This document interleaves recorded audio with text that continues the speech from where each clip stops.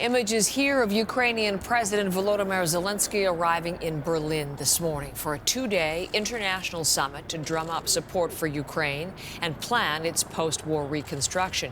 You see here Zelenskyy being greeted by Germany's president. This is a few hours ago.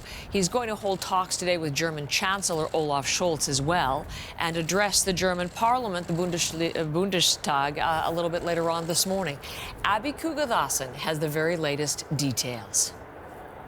Heather, this two-day conference kicking off today, and the big goal here is really about securing further support and funding for Ukraine's recovery and long-term reconstruction. So who's here? Heads of government, heads of state, senior officials from various nations.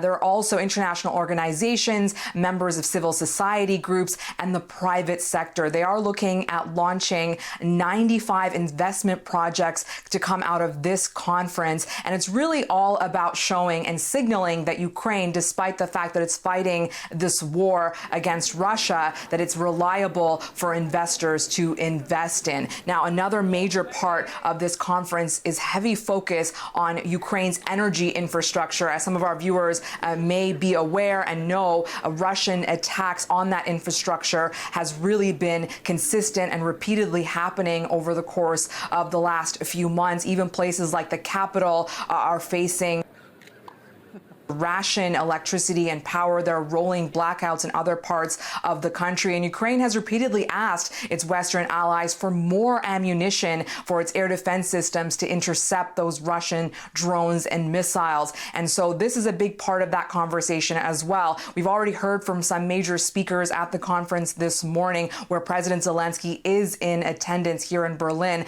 European Commission President Ursula von der Leyen speaking today. She said that the windfall from some of those Russian frozen assets will be provided to Ukraine in line with international law. Here's what she had to say. Around 1.5 billion euros from the windfall profits will become available in July. 90% of these funds will go to defense, 10% to reconstruction. Now, another major aspect of this conference, of course, on the top of mind of many Ukrainians, is EU accession for Ukraine. Olaf Scholz, the German Chancellor, also speaking this morning, said that they will work together with Ukraine to build a stronger and European Ukraine. Certainly a signal to Ukrainians around the world, but also to the man in the Kremlin that Berlin's support is steadfast, Heather.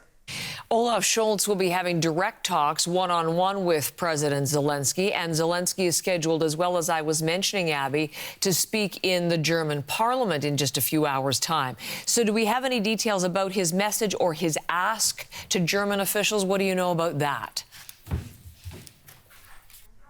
Yeah, President Zelenskyy has addressed German parliament before, but that was through video link, I should say. This is the first time he'll be speaking to German MPs in person. We do expect that he'll thank Germany and German MPs for their ongoing support. You know, over the last 2 years, Heather, you and I have discussed multiple times about the fact that Germany appears to be dragging its feet. That was certainly a conversation around those Leopard 2 tank deliveries that Berlin eventually gave the green light to. But despite that narrative, we do know that Germany is the second biggest donor to Ukraine, only behind Washington. So we do expect President Zelenskyy to thank Germany for its ongoing support and for co-hosting this conference. But again, just as he's been asking other allies, he's certainly expected to ask for even more aid today.